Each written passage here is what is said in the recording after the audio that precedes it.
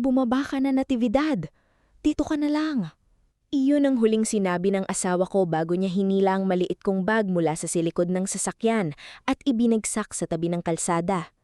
Hindi ko agad naintindihan. Akala ko biro. Akala ko may bibilhin lang siya sa tindahan o may kakausapin lang sandali sa gilid ng terminal.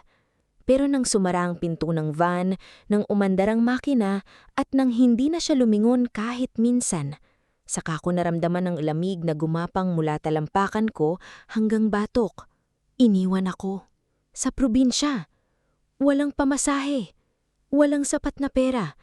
At ang cellphone ko, kumukurap na lang ang ilaw dahil 2% na lang ang battery. Kung ikaw ang iniwan sa lugar na hindi mo kabisado at ang taong nangako sa harap ng altar ang unang tumalikod sa iyo, ano ang una mong gagawin? Sisigaw? Hahabol? O tatahimik dahil hindi mo alam kung saan magsisimulang mabuo ulit? Bago ko ituloy ang kwento, kung nakikinig ka na yon, mag-comment ka muna kung saan ka nanonood at anong oras na sa lugar mo. At kung mahilig ka sa mga kwentong may aral, huwag mong kalimutang mag-like at mag-subscribe dahil ang nangyari sa akin noong araw na iyon, hindi lang simpleng pag-iiwan. Iyon pala ang daan pauwi sa katotohanang matagal nang itinago sa akin. Tanghali noon sa San Isidro, Quezon, pero parang hapon na sa bigat ng hangin. May amoy ng tuyong alikabok, piniritong saging sa kariton, at usok ng jeep na paulit-ulit na dumadaan sa terminal. Sa gilid, may mga tindang buko juice na pinagpapawisan ng plastik na baso. Naririnig ko ang tawag ng konduktor, ang busina ng tricycle, ang tikatik ng lumang electric fan sa maliit na tindahan. Pero sa gitna ng lahat ng ingay, isa lang ang malinaw sa akin. Ang tibok ng puso ko. Mabilis, magulo. Parang may kumakatok sa loob ng dibdib ko at nagsasabing, "Nati, kumising ka na. Hindi ka na mahal ng aong ipinaglaban mo." Ako si Natividad de Ocampo, 37 taong gulang. Hindi na bata para magpaniwala sa matatamis na salita, pero hindi rin ganun katanda para tanggapin na lang na ganito matatapos ang 10 taon ng pagsasama. Nakaaboy nung blouse ako noon, yung pininlansya ko pa ng maaga sa bahay dahil akala ko may pupuntahan kaming kamag-anak ni Ramil. Nakaitim na palda, sandalyas na manipis na ang swelas, at hawak ang bag na may 2 damit, isang tuwalya, lumang rosaryo, at sobre ng resibo ng mga utang na binayaran ko para sa kanya. Si Ramil ang asawa ko. Si Ramil na nang una ay marunong pang mag-abot ng payong kapag umuulan. Si Ramil na minsang nagsabi sa akin, "Nati, ikaw lang ang kakambi kong sa mundong ito." At ako naman, naniwala. Kaya nang mawalan siya ng trabaho, ako ang nagbenta ng maliit kong alahas. Nang maospital ang nanay niya, ako ang nagbantay sa ward kahit ako ang sinisisi kapag kulang ang gamot. Nang malubog siya sa utang sa pagpapagawa ng motor na hindi naman niya ginagamit sa trabaho, ako ang nagtipid sa pagkain. Ako ang nagdagdag ng tahi sa gabi. Ako ang humingi ng pasensya sa mga taong hindi ko naman inutang. Pero ang masakit sa taong sanay magbigay, minsan hindi mo napapansin kung ubos ka na. Hanggang isang umaga, sinabi niya, "Sumama ka sa probinsya, kailangan ni Mama, may aasikasuhin lang tayo." Hindi ako nagtanong ng marami. Sanay akong sumunod para walang gulo. Pero habang nasa biyahe kami, napansin kong iba ang katahimikan niya. Hindi siya tumingin sa akin, hindi niya hinawakan ang kamay ko, at nang tumunog ang cellphone niya, tinakpan niya ang screen. Nakita ko lang ang pangalan bago niya itago. "Ma." At ang mensahe, "Diyan mo na iiwan, matututo rin yan." Parang pumutok sa loob ko pero hindi ako nagsalita. Sabi ko sa sarili ko, baka mali lang ang basa ko, baka may ibang ibig sabihin, baka hindi ako ang tinutukoy. Ganyan ako dati. Laging gumagawa ng dahilan sa taong nananakit sa akin. Hanggang sa huminto ang van sa terminal. "Bumaba ka muna," sabi ni Ramil. "Bakit?" tanong ko. "May kukunin lang ako sa kabila. Isama mo ako." Doon siya tumingin. Walang init ang mga mata niya. Walang hiya. Walang awa. Sabi ko, "Bumaba ka." May mga nakatingin. Isang tindera ng mani, 2 estudyante na nakaupo sa bangko, isang matandang lalaki na nakasandal sa lumang jeep na may kupas na karatulang San Isidro, Bayan, Pier. Pinilit kong hawakan ang pinto. "Ramil, ano ba to?" Nungmiti siya, pero hindi masaya. "Matagal mo nang pinapahiya ako. Lagi mong pinapamukha na ikaw bumubuhay sa akin. Umuwi ka kung kaya mo." Pagkasabi niya nun, hinila niya ang bag ko at inihagi sa gilid. Hindi malakas ang bagsak, pero sapat para mapatid ang loob ko. Umandar ang van. Hinabol ko ng 2 hakbang, pero tumigil ako. Hindi dahil ayaw ko siyang habulin, kundi dahil biglang nanghina ang tuhod ko. May humagulgol sa loob ko, pero walang luhang lumabas. Minsan pala kapag sobra na ang sakit, nauunang manigas ang katawan bago umiyak ang mata. Tinignan ko ang cellphone ko. 1%. Tinawagan ko siya. 1 ring. 2 ring. Pinatay. Maya-maya, namatay na rin ang cellphone ko. Doon ako tuluyang naiwang mag-isa. Huling biyahe na raw ng bus pa Maynila pagdating ng 5:00, sabi ng konduktor sa kabilang pila. Wala pang 3:00, pero sa lagay ko, parang bawat minuto may humihigpit na lubid sa leeg ko. Nilapitan ko ang tindera. "Ate, magkano po pamasahe pa Lucena man lang?" Tinignan niya ako mula ulo hanggang paa. Hindi naman masama ang tingin niya, pero may pagod. Sanay na siguro siyang makakita ng taong naliligaw, umiiyak, o iniwan. "Depende sa sasakyan, iha, pero kung wala kang pera, mahirap." Napauyo ko ako. Sa pitaka ko, 20 pesos at 3 piso. 23. Presyo lang ng tubig at tinapay. Napaupo ako sa gilid ng bangko. Pinisil ko ang rosaryong nasa bag ko. Ito lang ang naiwan sa akin mula sa nanay ko. Sabi niya noon, "Nati, kapag wala ka nang maintindihan, hawakan mo to. Hindi para mawala agad ang problema, kundi para maalala mong hindi ka basura." Pero nung oras na yon, pakiramdam ko itinapon ako. "Taga saan ka, iha?" Napalingon ako. Ang matandang lalaking kanina pang nakasandal sa jeep ang nagsalita. Payat siya, kayong mangi, may malalim na guhit sa pisngi at puting buhok na tila hindi na inaayos ng suklay. Suot niya ang kupas na polo na may maliit na punit sa bulsa at may bimpo sa balikat. Pero ang mata niya, kakaiba. Hindi mausisa, hindi manghusga. Parang may matagal nang hinahanap. "Maynila po," sagot ko halos pabulong. "Iniwan ka?" Napalunok ako. Hindi ako sumagot, pero siguro sapat na ang mukha ko. Dahan-dahan siyang tumingin sa van na matagal nang wala. Pagkatapos, tumingin siya sa bag ko, sa nanginginig kong kamay, at sa rosaryong hawak ko. Biglang nagbago ang mukha niya. Parang may naalala siya. "Anong pangalan mo, Nati?" "Natividad ko." Nanigas siya. "Natividad? Ano?" "De Ocampo." Hindi siya agad nakasalita. Kumapit ang kamay niya sa gilid ng jeep, parang bigla siyang nawalan ng lakas. Pagkatapos, napakahina niyang sinabi, "Diyos ko." Tumayo ako, kinabahan. "Bakit po?" Tinitigan niya ako ng matagal, at sa unang pagkakataon nung araw na yon, may taong tumingin sa akin na parang hindi ako pabigat. Parang hindi ako iniwan. Parang may halaga ang pagdating ko. Nilunok niya ang panginginig sa boses niya, saka itinuro ang jeep. "Sumakay ka, apo." "Ano po?" "Sumakay ka," ulit niya mas malumanay. "Wala kang babayaran." Umiling ako. "Hindi po, nakakahiya. Wala po talaga akong pera." "Hindi pera ang hinahanap ko sa'yo." Natigilan ako.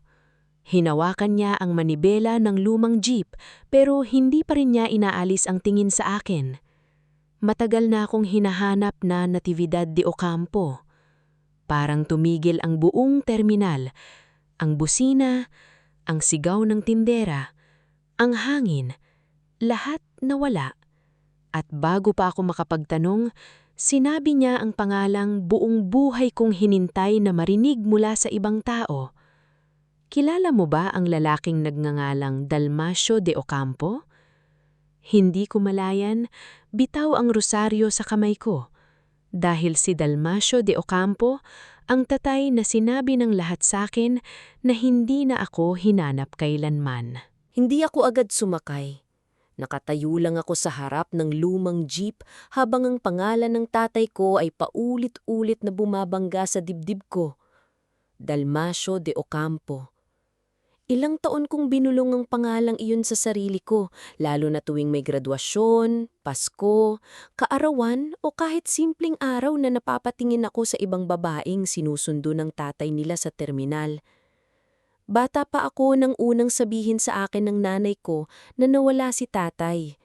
Hindi raw niya kami iiwan dahil ayaw niya sa amin. Nawala raw siya dahil may pinuntahan, may inayos, may hinahabol na pagkakataon para sa pamilya namin. Pero habang lumalaki ako, nag-iba ang tono ng mga tao. Kung gusto kang balikan yan, matagal na siyang bumalik. Baka may iba ng pamilya. Huwag ka nang umasa, Nati.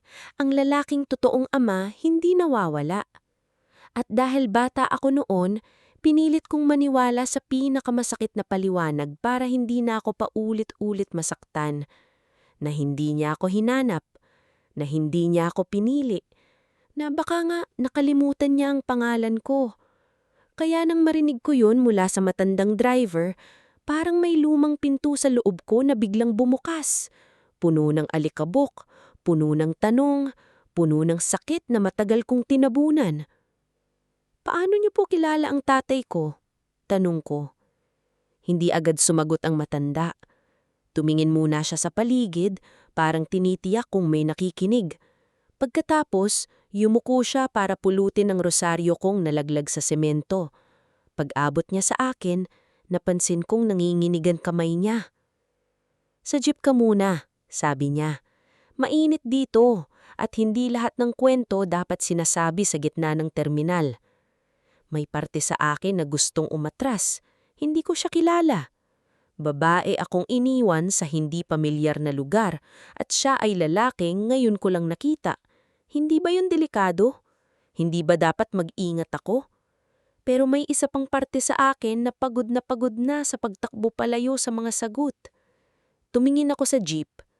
Luma, pero malinis. May nakasabit na maliit na Santo Niño sa harap. May lumang pamaypay sa dashboard at may maliit na kahon gawa sa lata na puno ng barya.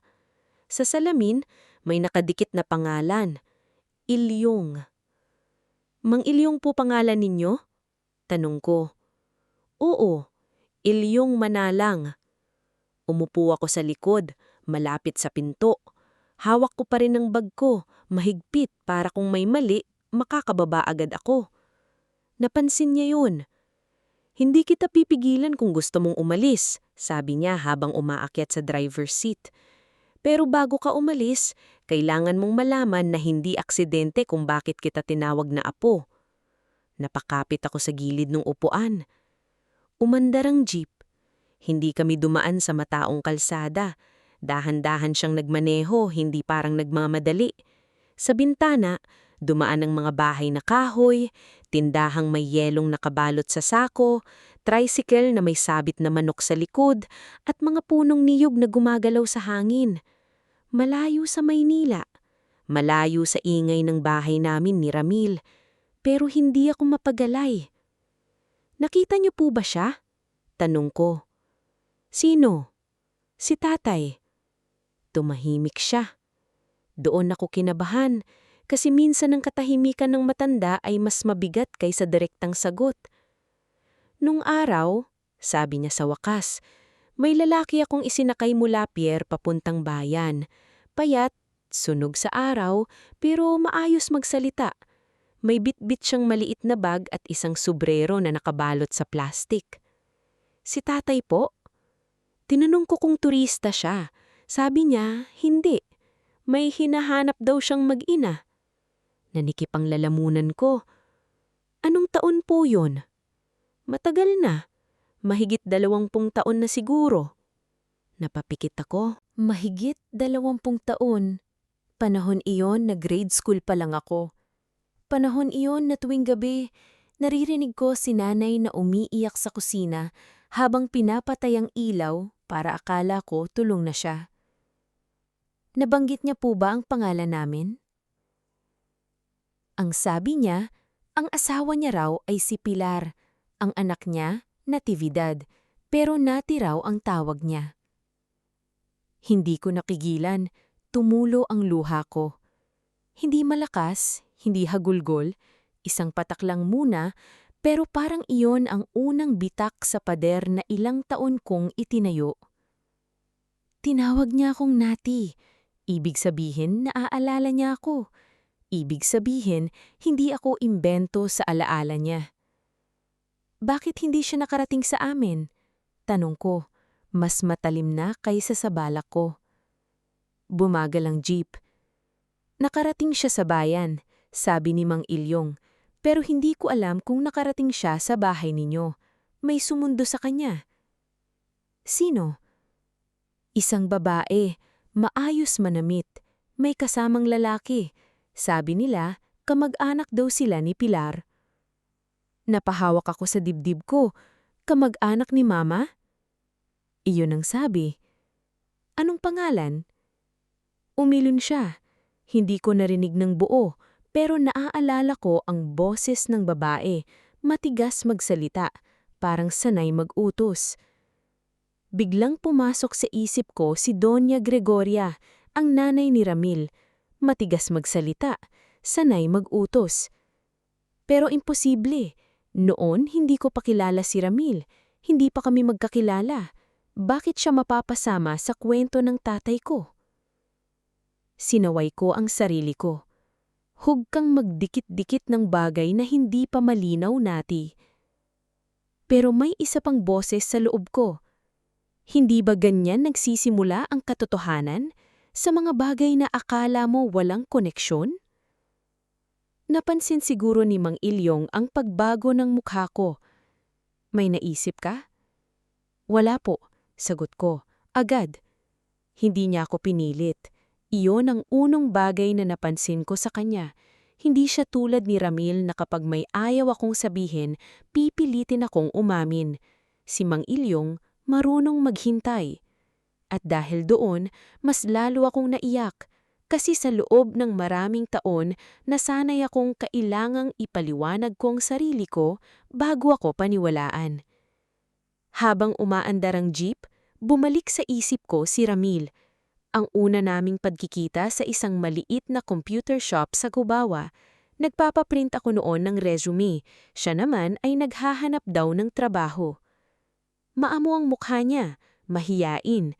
Humingi siya ng tulong sa pag-aayos ng format. Ako naman, dahil sanay tumulong, tinulungan ko. Doon nagsimula. Noon una, pakiramdam ko nakita niya ang pagod ko. Sinabi niya, ikaw ay yung klase ng babae na dapat inaalagaan. Hindi ko alam noon minsan ang taong nagsasabing aalagaan ka, pinag-aaralan lang kung paano ka mapapagod para sa kanya. Pagkatapos naming ikasal, unti-unti niyang kinuha ang maliit kong mundo. Una, ang oras ko. Sumunod, ang sahod ko. Sunod, ang relasyon ko sa mga natitirang kamag-anak ni Mama. Wala silang ambag sa buhay mo, sabi niya lagi. Ako ang pamilya mo. Kapag gusto kong hanapin ang tungkol kay tatay, sinasabi niyang, para saan pa? Kung buhay man yun, hindi ka naman hinanap. At ang pinakamasakit, naniwala ako. Hindi dahil tanga ko, kundi dahil minsan kapag araw-araw kang pinaniniwalaang wala kang ibang kakampi, kakapit ka kahit sa taong unti-unti kang nilulunad. May asawa ka ba? Tanong bigla ni Mang Ilyong. Napatingin ako sa salamin sa harap. Nakikita ko ang mata niya roon. Opo. Siya ang nag-iwan sa'yo? Hindi ako sumagot. Tumanggo siya na parang alam na niya. May mga lalaking akala nila panalo sila kapag may babaeng naiwan sa daan. Hindi nila alam minsan doon mismo nagsisimula ang pag-uwi. Napahawak ako sa dibdib ko. Pagkaraan ng ilang minuto, huminto kami sa harap ng maliit na bahay na may bakurang taniman ng malunggay at gumamela. May nakasampay na kumot sa gilid, may bangkang kawayan sa tapat, at may asong tumahol ng mahina bago kumawag ang buntot. Dito muna tayo. Bahay niyo po pa? Oo, nandoon si Tasing, asawa ko. Babae siya para hindi ka matakot. Para akong batang biglang nakaramdam ng konting ligtas. Bago ako bumaba, tumingin ako kay Mang Ilyong. Bakit niyo po ako tinutulungan? Matagal siyang hindi sumagot. Pagkatapos, binuksan niya ang lumang glove compartment ng jeep at may kinuha siyang maliit na piraso ng papel. Kupas na, nakatupi at may marka ng langis sa gilid. Hindi niya pa ibinigay sa akin. Tinignan niya lang iyon na parang mabigat sa kamay. Kasi noong gabing hindi ko naihatid ng tama ang isang lalaki, may batang babae sigurong lumaki na akala niya hindi siya hinanap. Namilog ang mata ko. At doon ko naramdaman na ang pag-iwan niya ni Ramil ay hindi pa ang pinakamalaking sakit ng araw na iyon, dahil may mas matagal palang pag-iwan na baka hindi naman talagang pag-iwan. Pagpasok ko sa bahay ni Mang Ilyong, unang sumalubong sa akin ang amoy ng sinaing, tuyong dahon ng pandan at kape na matagal nang nakasalang sa kalan. Maliit lang ang bahay pero malinis. May lumang orasan sa dingding na medyo nauuna ng 10 minuto. May altar na may kandilang hindi sindi. At may litrato ng mag-asawang bata pa siguro sila noon. Si Mang Ilyong na itim pa ang buhok at isang babaeng may matamis na ngiti. "Hoy, Ilyong!" Tawag ng babae mula sa kusina. "Bakit ang aga mong umuwi? Nasiraan na naman ba ang jeep?" Lumabas siya habang nagpupunas ng kamay sa duster niyang may bulaklak. Maputi na rin ang buhok niya, biluga ng mukha, at may mga mata ng taong maraming nakita, pero hindi pa rin mawalan ng lambing. Pagkakita niya sa akin, natigilan siya. Hindi dahil naghinala, kundi dahil parang may kinilalang sugat sa mukha ko. "Sino to?" Tanong niya, pero mahina. "Taching," sabi ni Mang Ilyong. "Siya si Natividad." Nabitawan ni Aling Taching ang hawak niyang basahan. Diyos ko po! Parang pangalawang beses nang may taong nasindak sa pangalan ko, at sa bawat reaksyon nila, mas lalo akong kinakabahan. Ano po ba talaga ang meron? Bakit parang kilala niyo ako? Lumapit si Aling Taching pero huminto siya sa tamang distansya. Hindi niya ako hinawakan agad, na para bang naiintindihan niyang ang babaeng iniwan sa daan ay hindi basta-basta dapat hawakan kahit may malasakit. "Kumain ka muna, hiha," sabi niya. Hindi po ako gutom. Pero biglang kumulo ang sikmura ko. Traidor sa sinabi ko. Ngumiti siya ng malungkot. Ang katawan, kahit wasak ang loob, marunong pa ring magsabi ng totoo. Pinaupo niya ako sa mesa. Nilagyan niya ako ng kanin, pritong galunggong, kamatis na may bagoong, at mainit na sabaw ng tinola. Nang una, nahihiya akong kumain, pero nang malasahan ko ang sabaw, biglang nanginig ang labi ko. Hindi dahil espesyal ang luto, kundi dahil matagal na akong hindi pinagsilbihan ng walang kapalit. Sa bahay namin ni Ramil, ako ang laging huling kumakain. Kapag kulang ang ulam, sasabihin ng biyenan ko, "Ikaw naman ang babae, dapat sanay kang magtiis." Kapag may bisita, ako ang naghuhugas, ako ang nagliligpit, ako ang nangingiti kahit ang pinag-uusapan nila sa sala ay kung bakit hindi ako nag-aanak, bakit wala raw akong asenso, bakit ang swerte ko raw kay Ramil dahil pinakasalan ako kahit wala akong tatay na naghatid sa altar. Wala akong tatay na naghatid sa altar. Iyon ang isa sa mga birong paulit-ulit nilang sinaksak sa akin. Noon, tinitiis ko. Ngayon, sa harap ng kanin at galunggong, parang bawat subo ay may kasamang tanong, bakit ko hinayaang ipamukha nila sa akin ng sugat na hindi naman ako ginawa?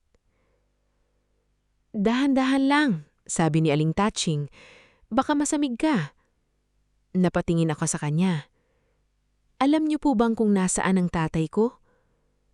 Nagkatinginan silang mag-asawa.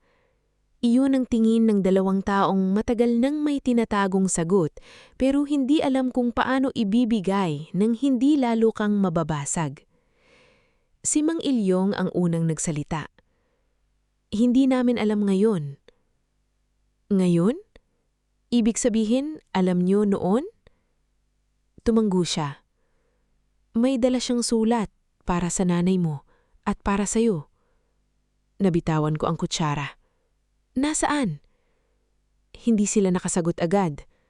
Tumayo si Mang Ilyong at pumunta sa isang lumang aparado sa gilid ng sala. Binuksan niya ang ikalawang drawer.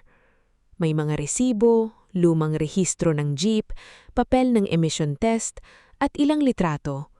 Mula roon, inilabas niya ang isang makapal na notebook na balot ng plastik. Kupas na ang takip. May sulat sa harap. Biyahe 1998 to 2006. Logbook ko, sabi niya.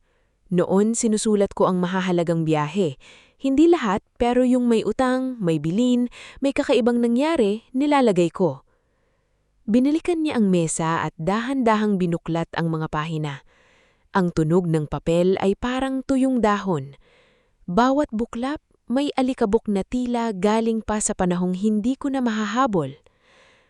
Huminto siya sa isang pahina. Itinuro niya ang isang entry. Hindi ko agad nababasa dahil nanginginig ang mata ko sa luha. Kaya si Aling Tatching ang bumasa ng mahina. Hunyo 14, 2001. Pier hanggang San Isidro Bayan. Pasahero, Dalmacio de Ocampo. May dalang sulat para kay Pilar at anak na si Nati. Sinundo ng babaang nagpakilalang pinsan ni Pilar. Hindi mapalagay ang pasahero. Huminto siya. Parang humila ng hangin palabas sa bahay. Hunyo 14, 2001. Naalala ko ang petsang iyon. Hindi buo, pero may bakas. Iyon ang linggong nilagnat ako ng mataas. Iyon din ang panahong ilang araw nang hindi lumabas ng kwarto si Mama. Akala ko noon dahil pagod siya sa trabaho. Pero isang gabi, narinig ko siyang nagsabi sa kapitbahay, kung bumalik man siya, sana kahit isang sulat lang. Kahit isang sulat lang. Hindi niya po kami nakita? Tanong ko. Hindi ko alam, sabi ni Mang Ilyong. Dinala siya ng babae. Akala ko kamag-anak ninyo. Pero kinagabihan, bumalik dito ang lalaki. Tumigil ang mundo ko. Bumalik siya? Oo. Mag-isa? Oo. Basa ng ulan. Putik ang pantalon. May dugo ng kaunti ang labi pero hindi naman malala. Sabi niya hindi raw siya pinapasok. Sabi raw ng babae ayaw na siyang makita ni Pilar. Sabi rin natatakot daw ang anak niya kayo. Umiling ako ng umiling bago pa matapos ang pangungusap. Hindi totoo iyon. Alam ko na ngayon, sabi ni Mang Ilyong, pero noon wala akong alam. Namlamig ang kamay ko. May taong nagsabi sa tatay ko na ayaw namin siyang makita. May taong nagsabi sa kanya na tukot ako sa kanya. At dahil doon, lumaki akong akala ko ako ang kinalimutan. Anong ginawa niya pagkatapos? Halos pabulong kong tanong. Umalis siya kinabukasan, sabi ni Aling Tatching. Pero bago siya umalis, may iniwan siyang bilin kay Ilyong. Tumingin ako kay Mang Ilyong. Anong bilin? Hinawakan niya ang pahina ng logbook pero hindi niya agad binitawan. Kung sakaling may makilala raw akong batang babae na ang pangalan ay Natividad de Ocampo, sabihin ko raw na hindi siya tumalikod. Sabihin ko raw hinanap niya kayo. Sabihin ko raw kung hindi man siya paniwalaan, may pangalawang sulat na naiwan. Tumayo ako. Nasaan po ang sulat? Nagbaba ng tingin si Mang Ilyong. Doon ako kinabahan. Nasaan po? Wala sa akin. Parang may pangatlong pag-iwan na nangyari sa loob ng isang araw. Akala ko po ba may iniwan? Meron, sabi niya, pero may kumuha. Sino? Muling nagkatinginan ng mag-asawa. Si Aling Tatching ang sumagot, halos ayaw palabasin ang pangalan. Isang babaeng bumalik dito pagkaraan ng 2 araw. May kasamang lalaki.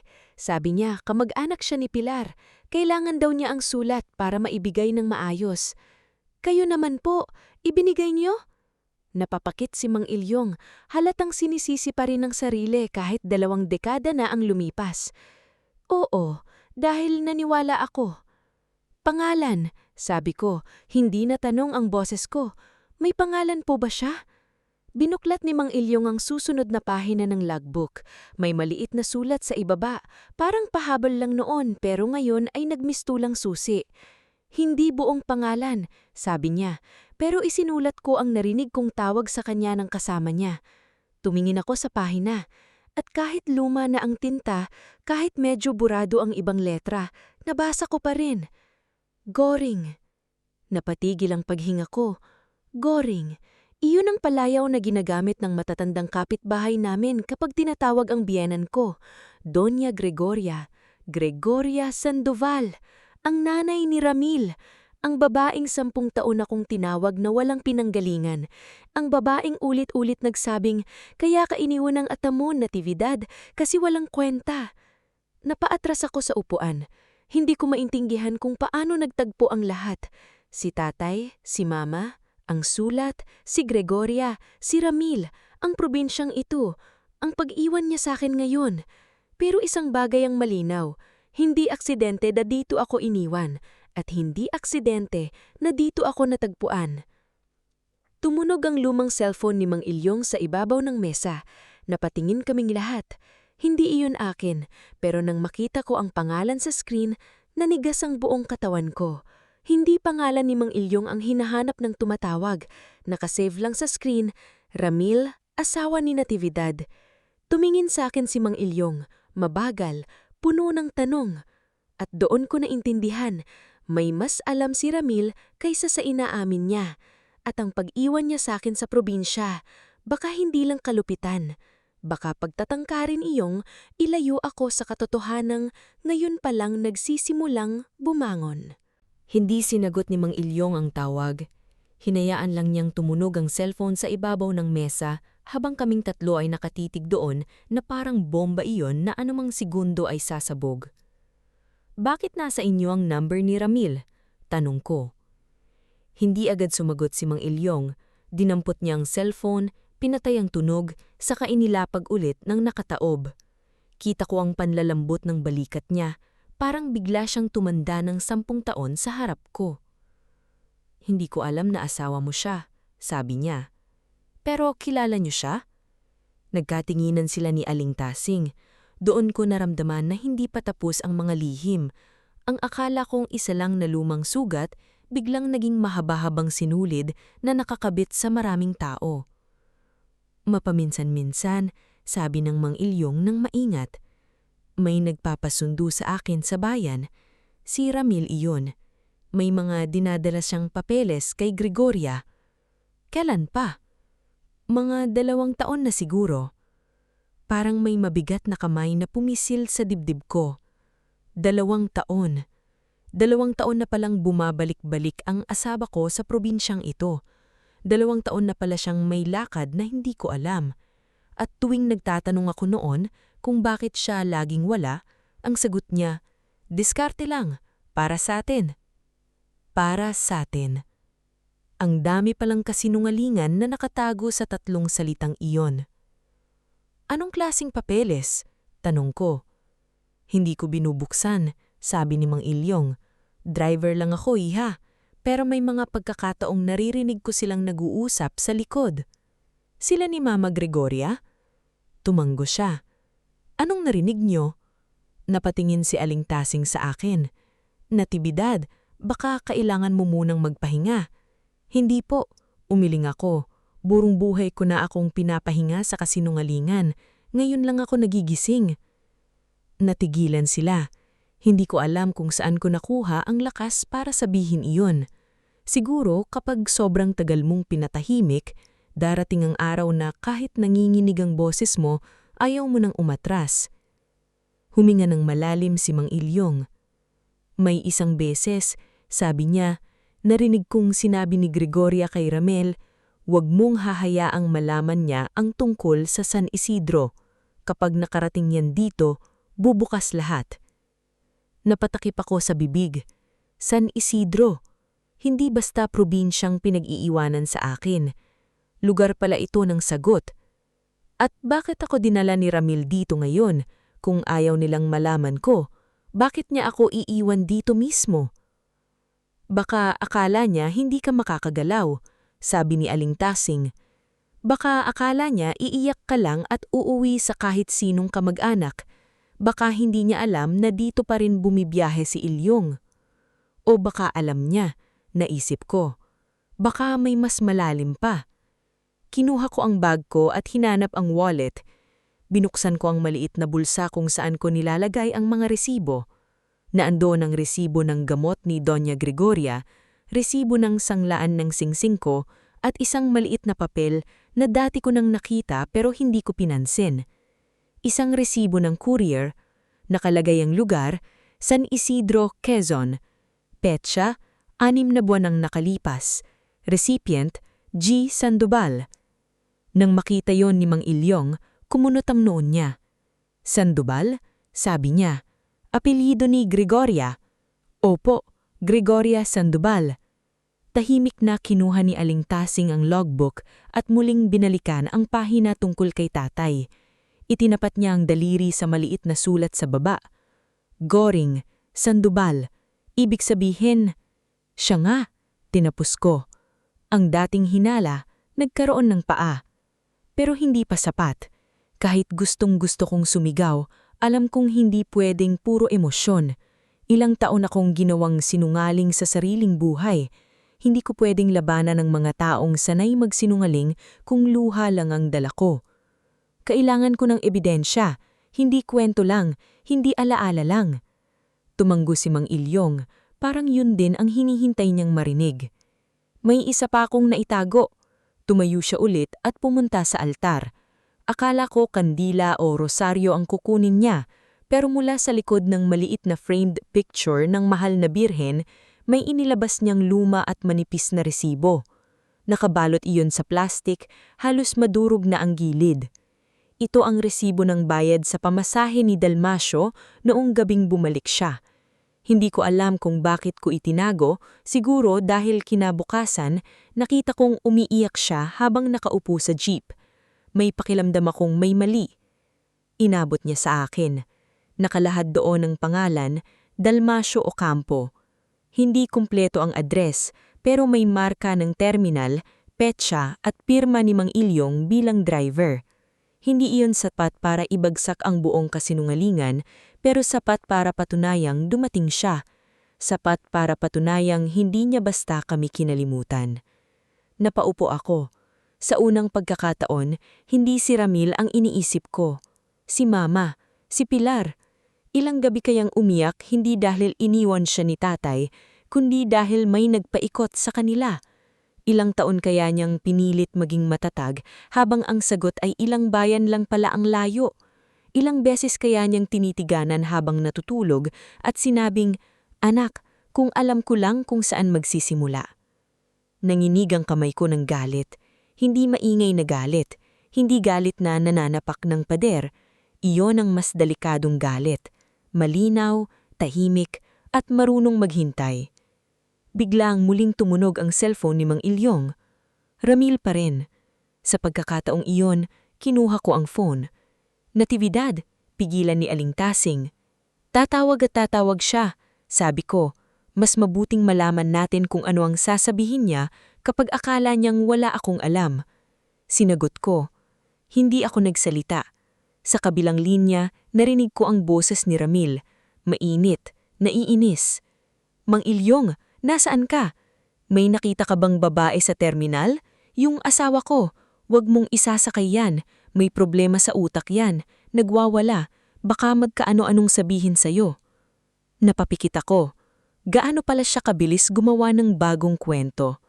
Bago pa man ako makapagsalita, sumingit ang boses ng babae sa background, si Doña Gregoria. "Nandyan ba, Ilyong? Kapag nandyan, pauwiin mo agad. Huwag mong kakausapin tungkol sa kahit ano. Babayaran kami." Bayaran. Hindi pakiusap. Hindi malasakit. Bayaran. Tiningnan ko si Mang Ilyong. Namula ang mata niya pero hindi siya sumalita. Doon ko pinindot ang loudspeaker. "Ramil?" sabi ko. Tumahimik ang kabilang linya. Ilang segundo lang pero sapat para marinig ko ang pagkahulog ng tapang niya. "Natividad?" "Oo, ako." "Saan ka?" "Sa lugar na pinili mong pag-iwanan sa akin." "Hindi, makinig ka. Nagkamali lang ako."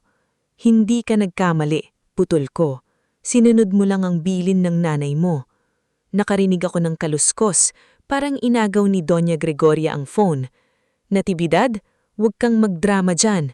Umuwi ka. Nakakahiya ka." Dati kapag sinabi niya ang salitang nakakahiya, lumiliit ako. Ngayon, hindi. "Hindi po ako uuwi," sabi ko. "Anong ibig mong sabihin?"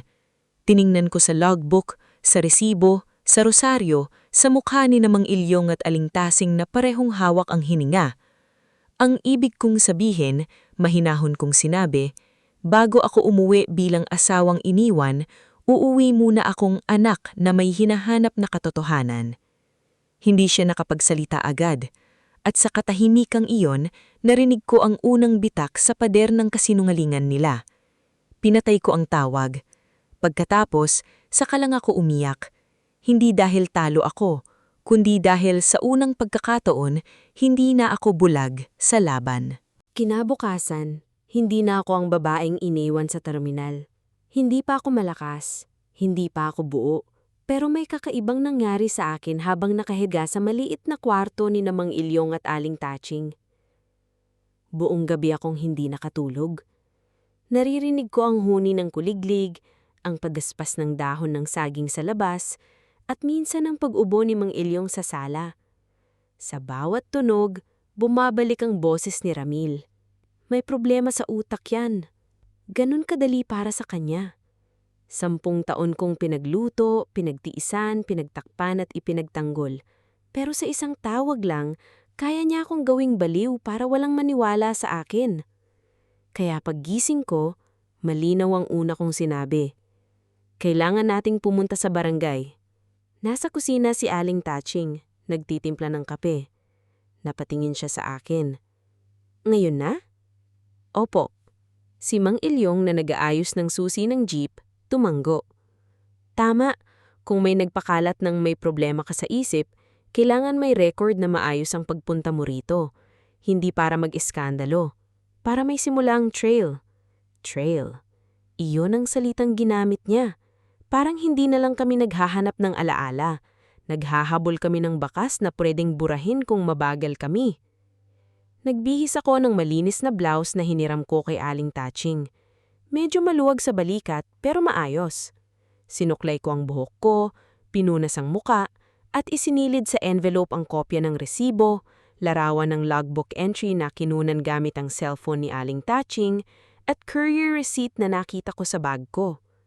Habang nasa jeep kami papuntang barangay hall, tahimik si Mang Ilyong. Tangan nga. "May hindi pa po ba kayong sinasabi?" tanong ko. Bumuntong hininga siya. "Meron."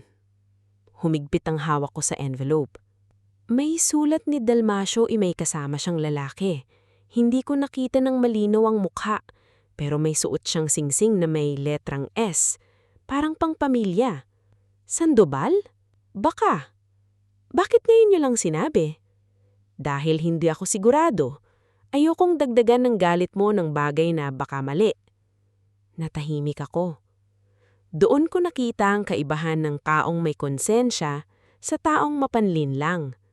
Ang mapanlin lang, kahit walang ebidensya, gagawa ng kwento para manalo. Ang may konsensya, kahit may naaalala, natatakot magsalita kung hindi sigurado. Sa barangay hall, sinalubong kami ng amoy ng lumang papel, pawis at kape. May 2 lalaking nag-aaway tungkol sa boundary ng tricycle, May isang nanay na nagpapablatter dahil sa nawawalang manok, at may tanod na nakahihilig sa pader habang hawak ang radyo. Nagpakilala si Mang Ilyong sa barangay secretary. "Magandang umaga, Beth. Kailangan naming magpa-record ng statement." Tumingin sa akin ang babaeng nasa mesa. Siguro nasa 40 siya. May salamin at mabilis magsulat. "Tungkol saan?" Ako ang sumagot. "Iniwan po ako ng asawa ko kahapon sa terminal. Wala akong pamasahe. May tumulong sa akin at may kaugnayan nito sa matagal ng pagkawala ng tatay ko." Napahinto ang ballpen ni Beth. Hindi ako umiyak, hindi ko pinaganda ang kwento, hindi ko pinalala. Isa-isa kong sinabi ang nangyari. Kung saan ako ibinaba, anong oras, anong sinabi ni Ramil, sino ang tumawag, ano ang narinig namin sa loudspeaker. Inilabas ko ang courier receipt. Ipinakita ni Mang Ilyong ang logbook photo at lumang resibo. Hindi pa yun kaso. Hindi pa yun hustisya. Pero iyon ang unang beses na ang sakit ko ay naging record. Habang isinusulat ni Beth, may matandang lalaking pumasok. Nakaputing polo, may tungkad, at halatang kilala sa lugar dahil bumati sa kanyang mga tao. "Kapitan," sabi ni Beth, "may ipaaalam ko po." Si Kapitan Sarmiento pala iyon. Tahimik niyang binasa ang statement. Habang tumatagal, kumukunot ang noo niya. "Dalmasio de Ocampo?" tanong niya. Tumayo ako. "Tatay ko po." Matagal niyang akong tinitigan. Hindi bastos, hindi mapanghusga. Parang may hinahalongkat siya sa memorya niya. "Pilar ang nanay mo?"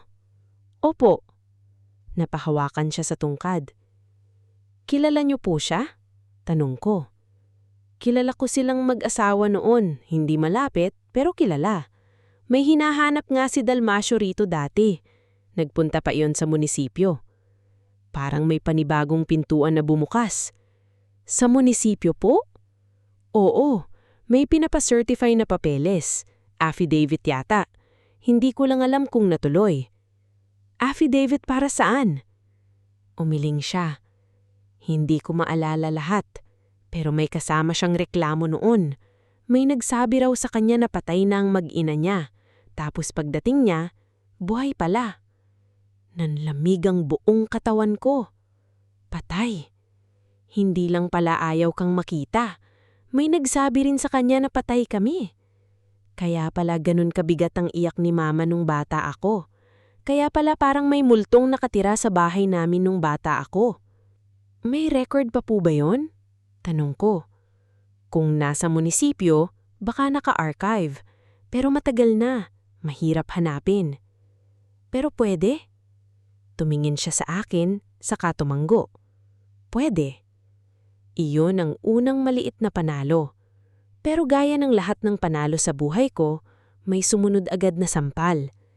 Bago kami makaalis ng barangay hall, may pumasok na tricycle sa harap ng barangay hall. Bumaba si Ramil. Nakapolo siya, maayos ang buhok, parang hindi siya yung nang iiwan ng asawa kahapon sa initan. Kasunod siya ni Doña Gregoria. Nakasuot ng puting blouse, may pamaypay, at may mukha ng babaeng papasok hindi para makipag-usap, kung hindi para manaig. "Natividad!" tawag ni Ramil, malakas para marinig ng lahat. "Buti nandito ka. Kanina ka naming hinahanap." Napatingin ang mga tao. Lumapit siya na parang nag-aalalang asawa. Pero kilala ko ang kamay niyang umaabot sa braso ko. Hindi yun lambing. Kontrol yun. Hindi ako umatras, pero bago niya ako mahawakan, humarang si Mang Ilyong. "Usap lang," sabi ni Mang Ilyong. Nanlisig ang mata ni Ramil. "Huwag kayong makialam. Asawa ko yan." "Asawa," sabi ko, "hindi may-ari." Tumahimik ang paligid. Si Doña Gregoria ang sumingit. "Nako, Kapitan, pasensya na kayo kay Doña Gregoria. May pinagdaraanan lang talaga itong manugang ko. Minsan gumagawa ng kwento. Kahapon pa naming pinapakiusap umuwi." Inilabas niya ang panyo at marahang pinunas sa mata, kahit wala namang luha. Dati, effective yun. Sa bahay kapag umarte siyang mahina, ako agad ang masama. Pero dito, May statement na ako, may logbook, may resibo, may ibang taong narinig ang tawag. Tumingin sa kanya si Kapitan. Kung ganon, bakit sinabi sa tawag na bayaran si Mang Ilyong para hindi siya kausapin? Nagigas ang mukha ni Gregoria. Isang segundo lang, pero nakita ko. At nakita rin ni Ramil. Doon nagsimula ang unang tunay na bitak. Hindi ko alam ang sinasabi ninyo, sabi ni Gregoria. Sige po, mahunasan kong sinabi.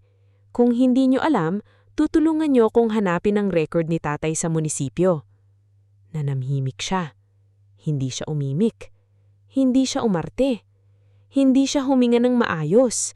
At sa unang pagkakataon mula nang makilala ko siya, nakita kong hindi ako ang natatakot. Siya. Hindi sumama si Doña Gregoria sa munisipyo. Dahilan niya, masama raw ang pakiramdam niya. Sumakit daw ang batok, nahihilo raw siya sa init. Pero bago siya umalis, hinila niya si Ramil sa gilid. Hindi ko marinig lahat, pero nakita ko ang kamay niyang mahigpit sa braso ng anak niya. Ayusin mo to, sabi niya. Ngayon din. Iyon lang ang malinaw na umabot sa akin. At sa paraan ng pagtanggol ni Ramil, alam kong hindi pa tapos ang laban. Sa munisipyo, sinalubong kami ng mahabang pila, lumang sahig na kulay pula, at amoy ng photocopy machine. May mga taong may hawak na birth certificate, land tax, sedula, at kung ano-anong papeles, na para bang bawat isa ay may sariling kasaysayang ipinaglalaban sa maliit na bintana ng opisina. Kasama ko sina Mang Ilyong, Aling Tasing, at si Kapitan Sarmiento.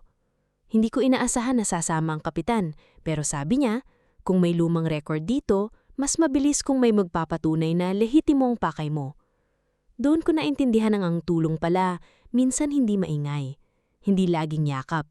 Minsan, presensya lang ng taong tatayo sa tabi mo habang hinahanap mo ang pangalan mo sa alikabok. Sa record section, isang lalaking may manipis na bigote ang kumausap sa amin. Si Mr. Abad. Halatang sanay na sa mga taong nagmamadali. 2001? Ulit niya. Matagal na iyon. Baka nasa archive. Hindi rin sigurado kung kumplato pa. Kahit anong record lang po, sabi ko. Affidavit, incident report, kahit log entry. Tinignan niya ako. Kamag-anak ka? Anak po. May nagbago sa mukha niya. Hindi awa, kundi bahagyang lambot. Hintay kayo. Umupo kami sa bangkong kahoy. Bawat minuto parang may bigat. Hindi ako makapirmi. Pinagmamasdan ko ang mga taong papasok at lulabas. Iniisip kong ilan sa kanila ang may mga lihim ding nakatago sa papel. Sa tabi ko, tahimik si Mang Ilyong, hawak ang sombrero. Aling Tasing naman, may hawak na pamaypay pero hindi ginagamit. Parang pati sila natatakot huminga ng malakas. Pagkalipas ng halos isang oras, bumalik si Mr. Abad na may dalang folder na kulay kupas na Manila. May nakita kami, sabi niya. Tumayo agad ako.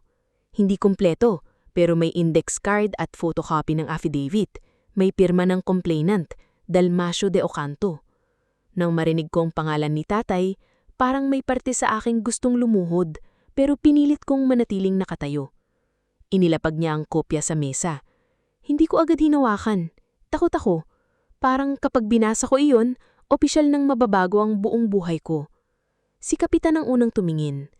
Pwedeng basahin? Tumanggo si Mr. Abad. Dahan-dahan kong kinuha ang papel. Ang unang linya pa lang nanlabo na ang paningin ko. Ako si Dalmasio de Ocampo, nasa hustong gulang, ay nagpapatunay na ako ay dumating sa San Isidro noong Hunyo 14, 2001 upang hanatin ang aking asawa na sina Pilar at Natividad. Napahawak ako sa mesa. Nagpatuloy ako. Gulit ako ay pinagsabihan ng isang babaeng nagpakilalang kamag-anak ni Pilar na ang aking mag-ina ay tumangging makipagkita at na ako ay hindi na dapat lumapit dahil magdudulot lamang ako ng panganib. Panganib. Ginawa pa siyang panganib. Ang tatay kong naghahanap, pinalabas na banta. May kasunod pang linya. Ako ay naniniwalang may maling impormasyong ibinigay sa akin, sapagkat may iba pang nagsabi na matagal nang pumanaw ang aking asawa at anak, bagay na hindi tumutugma sa aking natanggap na balita. Hindi ko na mapigilan. Tumulo ang luha ko sa papel, kaya agad kong itong inilayo. May pangalan po ba? Tanong ko. Dito sa photocopy, hindi malinaw, pero may note sa index card. Initials lang yata. GS. GS. Gregoria Sandoval. Hindi pa buong hatol, pero palapit na kami. May original pa po ba nito? Tanong ko. Baka nasa provincial archive kung na-forward, pero itong kopya pwede naming i-certify na true copy ng nasa record namin. Gaano katagal?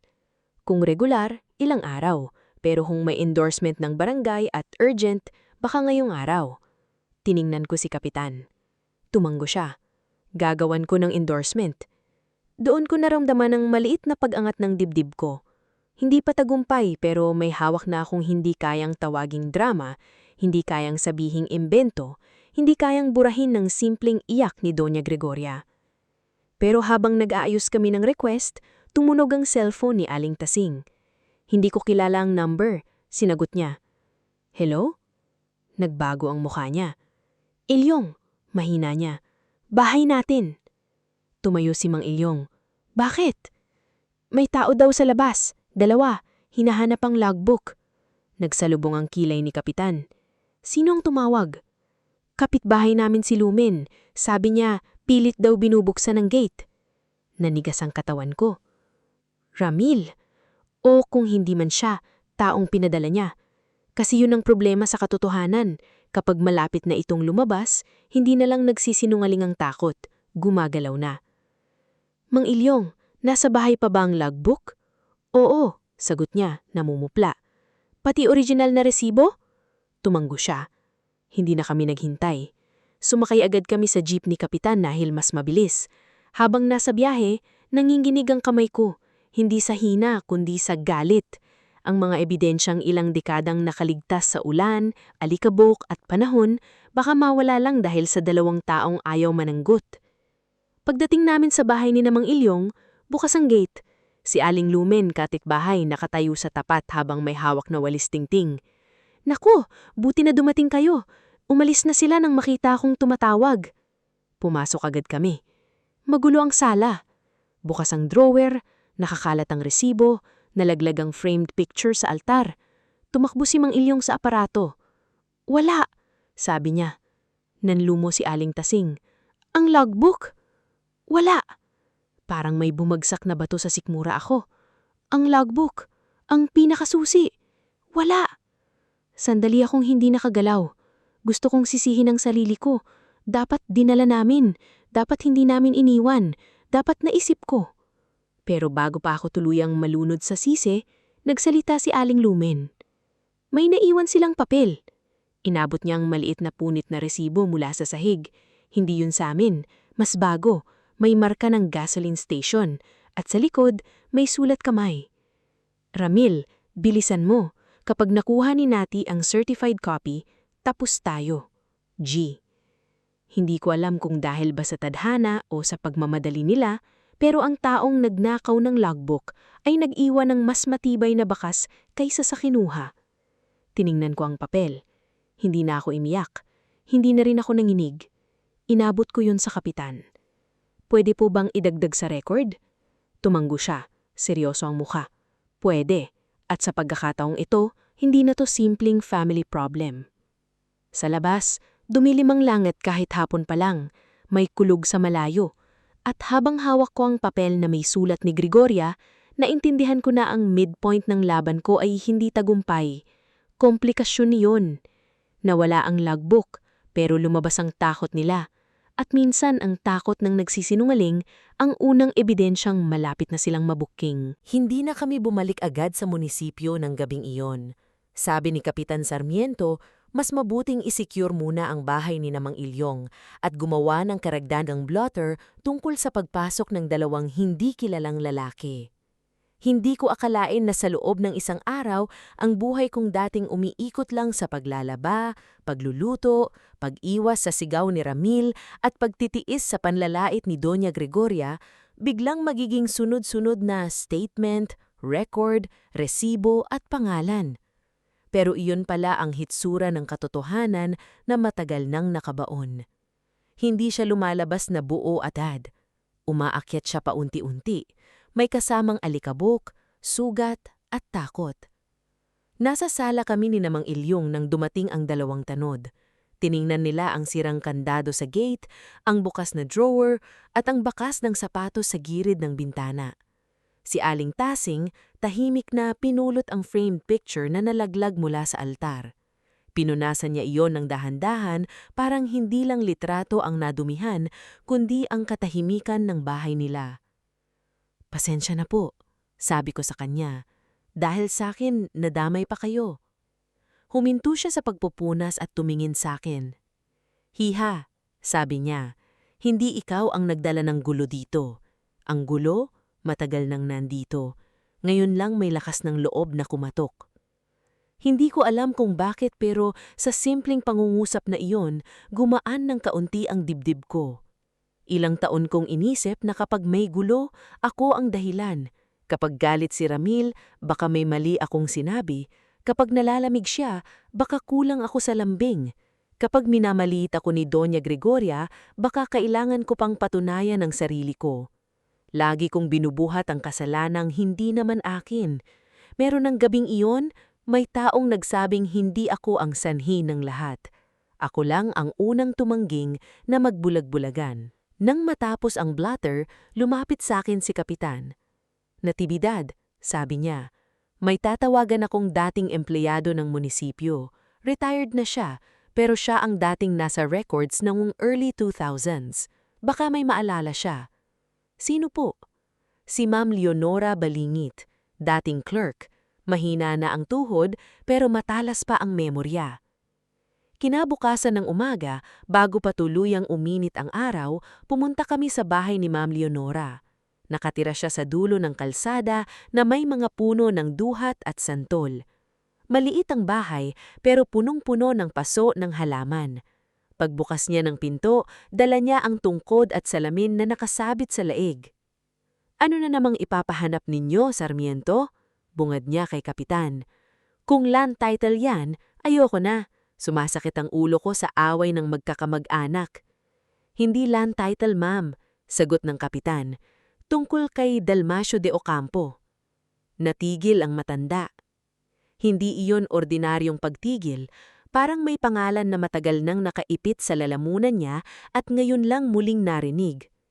"Dalmasio," ulit niya. Lumapit ako ng kaunti. "Anak niya po ako. Ako po si Natividad." Pinakatitigan niya ako, mula noo, mata, ilong hanggang sa baba. Pagkatapos, napabuntong hininga siya. Kamukha mo siya kapag seryoso. Hindi ko alam kung iiyak ako o ngingiti. Pinapasok niya kami sa loob. Sa sala, may lumang electric fan na maingay umiikot at sa mesa ay may nakabukas na lata ng biskwit na ang laman pala ay mga lumang resibo at papel. Umupo siya at matagal na nag-isip.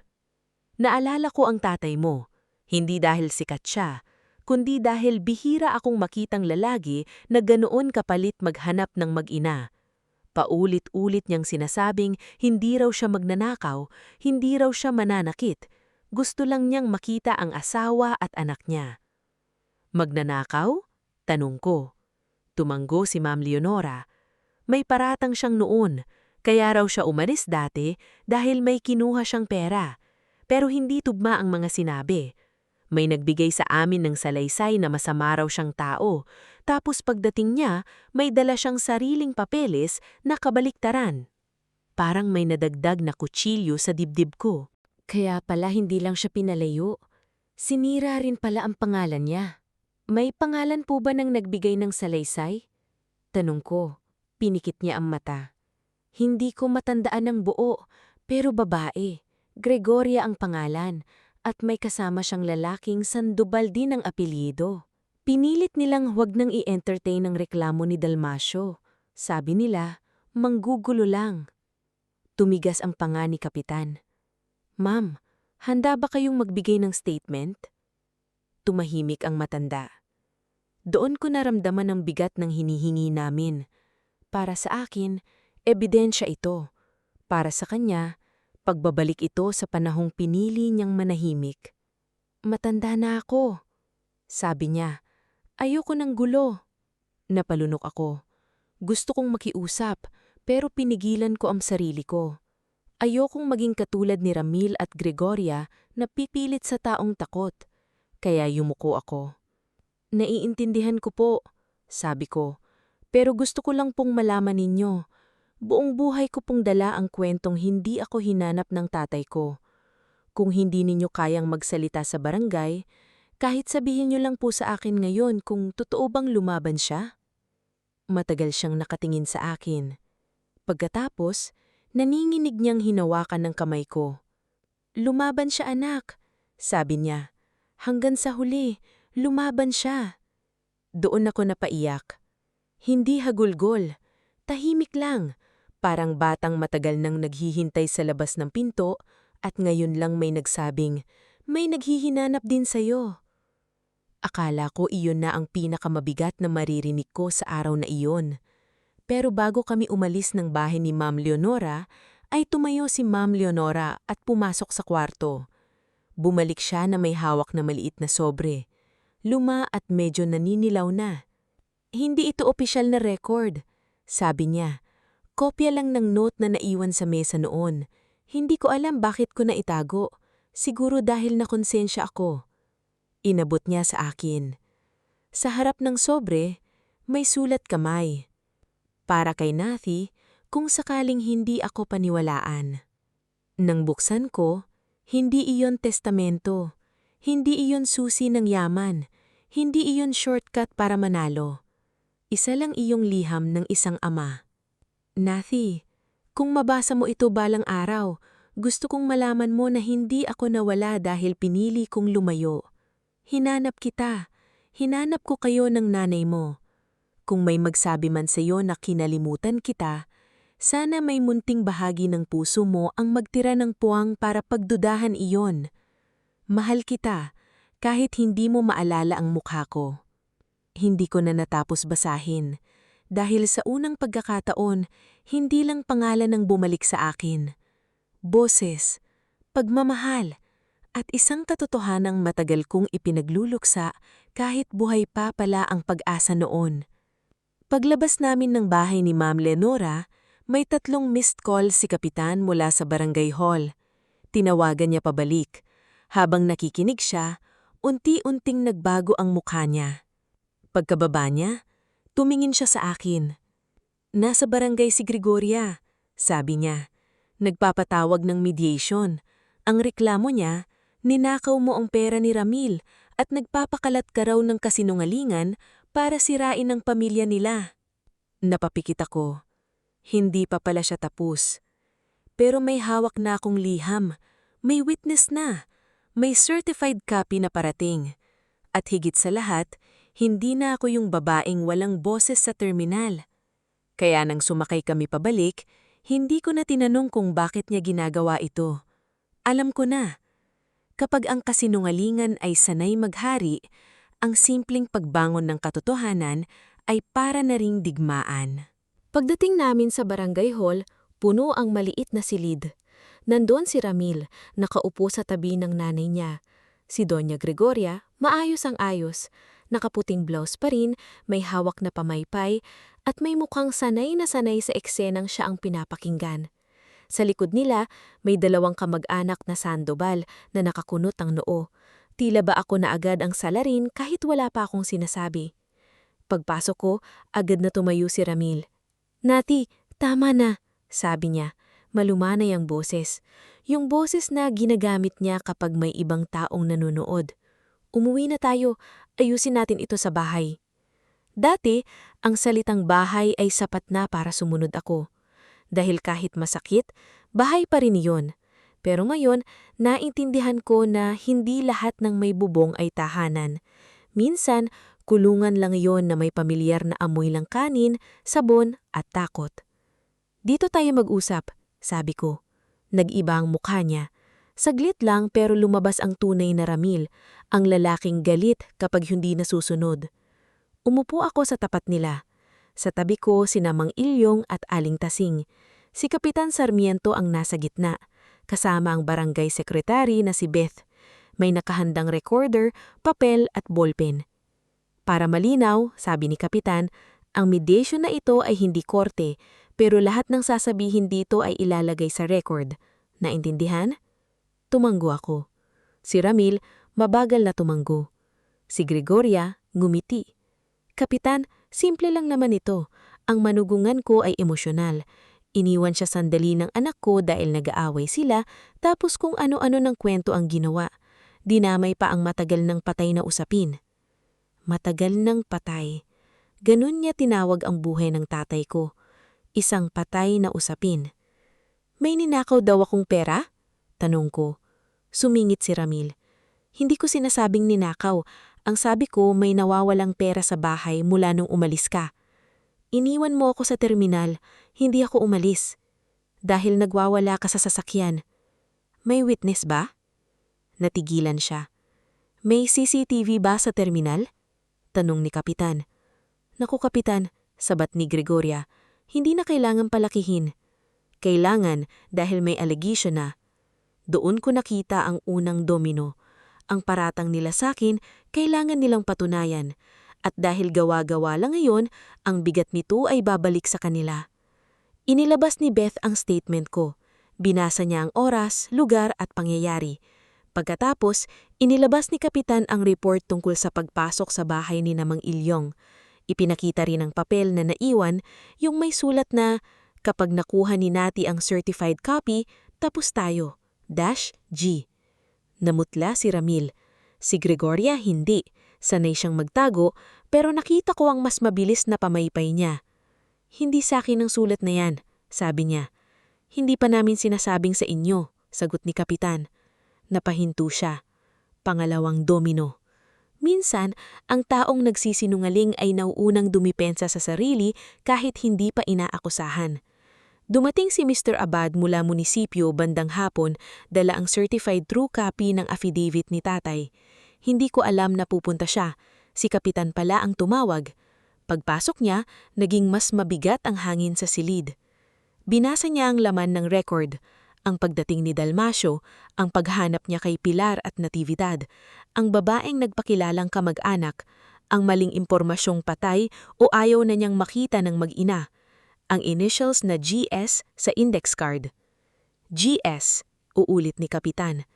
Doña Gregoria Sandoval, may paliwanag ba kayo kung bakit tugma ito sa pangalan ninyo at sa lumang note ni Mang Ilyong? Tumawa si Gregoria, pero tuyo ang tunog. Maraming GS sa mundo, Kapitan. Tama po, sabi ko. Lahat na patingin sa akin, hindi ko itinaas ang boses.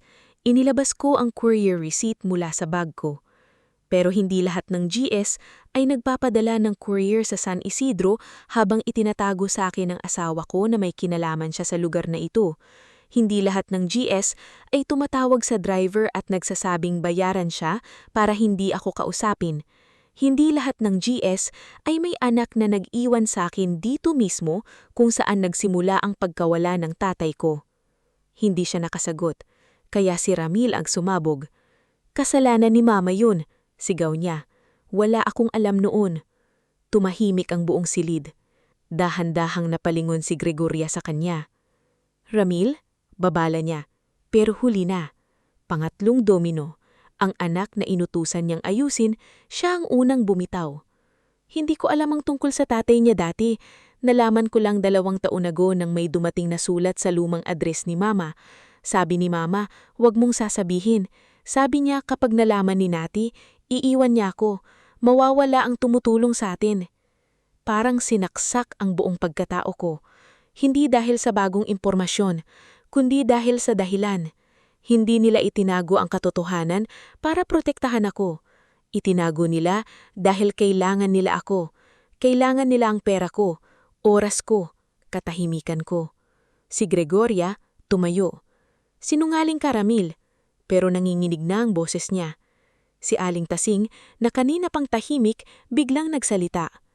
Kung sinungaling siya, bakit hindi niyo masagot kung nasaan ang sulat ni Dalmasio? Napatigil si Gregoria. Doon siya tunay na basag. Hindi siya umiyak ng maganda. Hindi siya humingi ng tawad agad. Hindi rin siya lumuhod gaya na inaasahan sa mga kwento. Umupo lang siyang mabigat, parang biglang naubusan ng hangin ng katawan. Hindi ko akalang lalaki ang gulo. Yun ang una niyang pag-aamin. Hindi, sorry, hindi nagkamali ako, kundi takot na lumaki ang gulo. Bakit? Tanong ko. Tumingin siya sa akin. Sa unang pagkakataon, hindi mataas ang baba niya. Dahil noon, may utang ang pamilya namin sa isang taong galit kay Dalmasio. Kapag bumalik siya sa buhay niyo, may mga papeles na mabubuksan. Madadamay kami. Kaya pinapunta ko siya sa maling bahay. Sinabi kong ayaw na niyang makita si Pilar. Kinuha ko ang sulat para hindi na siya bumalik. Alam ni Mama? Tanong ko. Hindi siya nakasagot saglit. Alam ni Mama? Ulit ko. Mas nanginginig. Umiling siya. Doon ako tuluyang nabasag. Hindi sa harap ng asawa ko, hindi dahil sa bianan ko, kundi dahil kay Mama. Si Mama, namatay na dala ang akalang hindi na siya binalikan. Si Tatay, nabuhay na dala ang akalang kami ang tumalikod. At ako, lumaki sa gitna ng kasinungalingan na hindi ko pinili. Hindi ako sumigaw, hindi ako nanakit. Tumayo lang ako at kinuha ang kopya ng liham ni Tatay. Pinaghiwalay niyo kami, hindi dahil may karapatan kayo, kundi dahil natakot kayong managot. Walang nagsalita. Si Ramil, umiiyak na, pero hindi ko alam kung dahil nagsisisi siya o dahil wala na siyang maitatago. Hindi na kayo uuwian, sabi ko sa kanya. Nati, please. Hindi kita hihiwalayan dahil iniwan mo ako sa terminal. Iiwan kita dahil noong kaya mo pang sabihin ng totoo, pinili mong pakinabangan ang katahimikan ko. Doon ko nakita ang pinakamabigat na parusa sa kanya. Hindi sigaw, hindi eskandalo, kundi ang sandaling naintindihan niyang hindi niya na kayang ibalik sa dating ako. May mga sugat na hindi gumagaling sa isang araw, kahit lumabas na ang katotohanan. Akala ko noon, kapag nalaman ko lang kung hinanap ba ako ni Tatay, matatapos na ang bigat. Akala ko, kapag umamin si Doña Gregoria, kusang liliwanag ang lahat. Pero habang nakaupo ako kinabukasan sa maliit na veranda ni Namang Ilyong, hawak ang kopya ng liham ni Dalmasio de Ocampo, naintindihan ko na ang katotohanan ay hindi laging kumot na magpapainit sa'yo. Minsan, salamin siya. Ipapakita niya kung gaano kalalim ang sugat bago kanya tulungang linisin. Pagkatapos ng mediation, hindi kami agad nagdesisyon ng padalos-dalos. Tinulungan ako ni Kapitan Sarmiento na gumawa ng formal na salaysay. Ipinasa ang report tungkol sa pagpasok sa bahay ni Namang Ilyong. Ang certified copy ng affidavit ni Tatay ay nasecure sa munisipyo. Si Ma'am Liamora, kahit nanginginig ang kamay, pumirma ng statement na nagpapatunay na nakita niya noon si Dalmasio at may pressure mula sa panig ni Gregoria Sandoval. Hindi iyon madramang tagumpay, walang biglaang kayamanan, walang taong lumuhod sa harap ko, walang palakpakan. Ang meron lang ay papel, pirma, takot at unti-unting pagbabalik ng pangalan ng mga taong matagal nang ginawang sinungaling. Si Ramil, kinabukasan pa lang ay nagpadala na ng mensahe. Nachi, kausapin mo naman ako. Mahal kita. Nadala lang ako ni Mama. Matagal kong tinitigan ng mensahe. Noon baka sinagot ko iyon. Baka sinabi kong, sige, mag-usap tayo. Baka naawa ako. Baka inisip kong kasalanan ng nanay niya lahat at biktima rin siya. Pero iba na ang natividad na nagbabasa ng mensaheng iyon. Hindi na ako galit na galit. Mas malinaw lang. Kaya ang isinagot ko, ang taong nadadala, pwedeng huminto. Ikaw, 2 taon kang nanahimik. Hindi iyon dala. Pinili mo iyon. Pagkatapos, pinatay ko ang phone. Hindi para maghiganti, kundi para sa unang pagkakataon, piliin ang katahimikang hindi ako pinapahirapan. Makalipas ang ilang araw, dumating ang barangay settlement. Hindi pinalusot ni Kapitan ang ginawa nilang false accusation tungkol sa perang ninakaw ko raw. Pinapirma si Ramil ng written retraction at apology. Malinaw na nagsasabing wala siyang ebidensyang kumuha ako ng pera. At ang pag-iwan niya sa akin sa San Isidro ay nangyari sa gitna ng pagtatalo, hindi dahil ako ay nawala sa sarili, gaya ng ikinalat niya. Si Doña Gregoria naman ay pinaharap sa hiwalay na usapan kasama ang legal officer ng munisipyo. Hindi ko na idedetalye ang lahat dahil may mga bagay na dumaan na sa tamang proseso. Pero ang hiniling ko ay simple. Ilabas niya ang anumang natitirang papel na kinuha niya noon, tumigil sa paninira sa pangalan ni tatay at mama, at pumirma sa salaysay na sinasabing hindi totoo na iniwan kami ni Dalmasio dahil ayaw niya sa amin. Nung una ayaw niya, matigas pa rin siya. Pero nang lumabas na may kopya ang munisipyo, may statement si Ma'am Leonora at may lumang courier trail na pwedeng magdikit sa kanya sa pagtatago ng impormasyon, unti-unti siyang napaupo. Hindi dahil mabait siya bigla, kundi dahil naubos na ang lugar na pagtataguan ng kasinungalingan niya. Isang hapon, dinala niya ang lumang kahon. Nandun ang ilang papel na kulubot na. Hindi lahat kumpleto, may mga bahaging nasira na ng panahon, pero nandun ang isa pang liham ni tatay para kay mama. Hindi ko binasa agad, dinala ko iyon sa puntod ni mama. Tahimik ang sementeryo ng araw na iyon, maulap pero hindi umuulan. May amoy ng damong bagong tabas at kandilang nauupos. Nilinis ko ang puntod niya, pinalitan ng tuyong bulaklak at umupo sa tabi ng pangalan niyang nakaukit sa bato. Pilar de Ocampo. Mama, bulhong ko. Hinanap niya tayo. Doon ako umiyak ng todo. Hindi na ako nagtimpi, hindi na ako nagkunwaring matatag. Umiyak ako para sa batang ako na naghihintay sa bintana, para sa nanay kong namatay na may tanong sa puso, para sa tatay kong lumakad sa ulan dala ang sulat na hindi nakarating, para sa lahat ng taong pinaghiwalay ng kasinungalingan ng iba. Binasa ko ang liham ni tatay sa harap ng puntod niya. Hindi perpekto ang sulat. May mga salitang nanginginig ang pagkakasulat, pero sapat na ang unang linya para madurog ako. Pilar, kung hindi mo ako kayang patawarin, tatanggapin ko. Pero kung may nagsabi sa iyong hindi ko kayo hinanap, sana maniwala kang kahit saan ako dalhin ng mundo, kayo pa rin ni Nati ang inuuwian ng puso ko. Hinawakan ko ang papel sa dibdib ko. Doon ko naramdaman na hindi man naibalik ang panahon, naibalik ang dignidad. At minsan, iyon lang ang unang hakbang para gumaling. Pagbalik ko sa bahay ni Namang Ilyong, nasa tapat siya ng jeep, inaayos ang basahan sa hood. Matagal ko siyang tinitigan. Ilang araw ko nang dalang tanong, pero natatakot akong itanong. Kasi paano kung mali ako?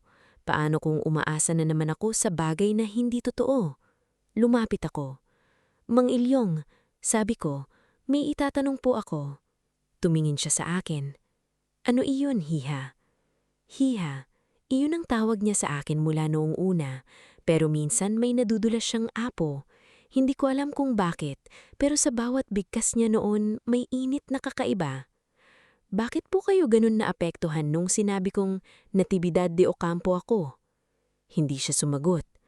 Ang hangin sa paligid ay biglang tumahimik, si Aling Tasing na nasa pintuan napahinto rin. Mang Ilyong, ulit ko, sino po talaga kayo kay tatay? Matagal siyang nakatingin sa lupa. Pagkatapos dahan-dahan siyang umupo sa bangko. Hindi ako ang tatay mo, Nati, sabi niya. May maliit na kurot sa dibdib ko, kahit alam kong dapat hindi ako umasa. Pero, dagdag niya, kapatid ako sa ama ni Dalmasio. Magkaiba kami ng ina. Hindi kami lumaki sa iisang bahay, kaya kaunting tao lang ang nakakaalam. Ako ang tiyuhin mo. Natigilan ako. Tiyuhin, hindi ama, pero dugo, pamilya. Bakit hindi niyo ko sinabi agad? Dahil hindi ko alam kung may karapatan pa ako, sabi niya. Noong gabing humingi ng tulong si Dalmasio, hindi ko siya nabantayan. Noong kinuha ang sulat, naniwala ako. Ilang taon kong dala ang konsensya. Akala ko, kung makita man kita, baka kamuhian mo ako. Lumuhod siya sa harap ko, pero hindi gaya ng mga esenang puno ng palabas. Lumuhod siya dahil mahina na ang tuhod niya, dahil matanda na siya, dahil dinurog siya ng pagsisisi. Agad ko siyang inalalayan. Huwag po, sabi ko, tayo pareho, niloko. Umiyak si Aling Tasing sa puntuan. Ako rin, pero ibang iyak na iyon, hindi iyak ng iniwan.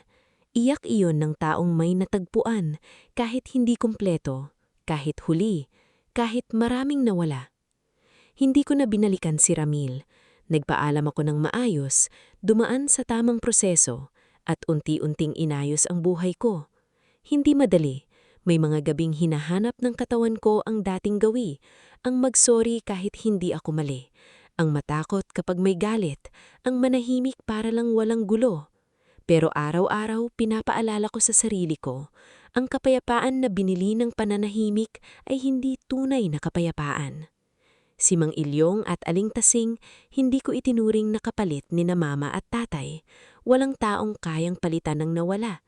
Pero naging tahanan sila sa panahon na kailangan kong matutong bumalik sa sarili. Minsan sumasakay ako sa jeep ni Mang Ilyong kahit wala akong pupuntahan. Uupo ako sa likod, titingin sa kalsada ng San Isidro, at maaalala ang araw na iniwan ako roon na may 20 piso at 3 piso. Noong araw na iyon, akala ko iyon ang pinakamalaking kahihiyan ng buhay ko. Hindi pala. Iyon pala ang unang araw na tumigil ako sa paghabol sa taong ayaw akong piliin. At nagsimula akong matagpuan ng mga taong matagal na palang hinihintay.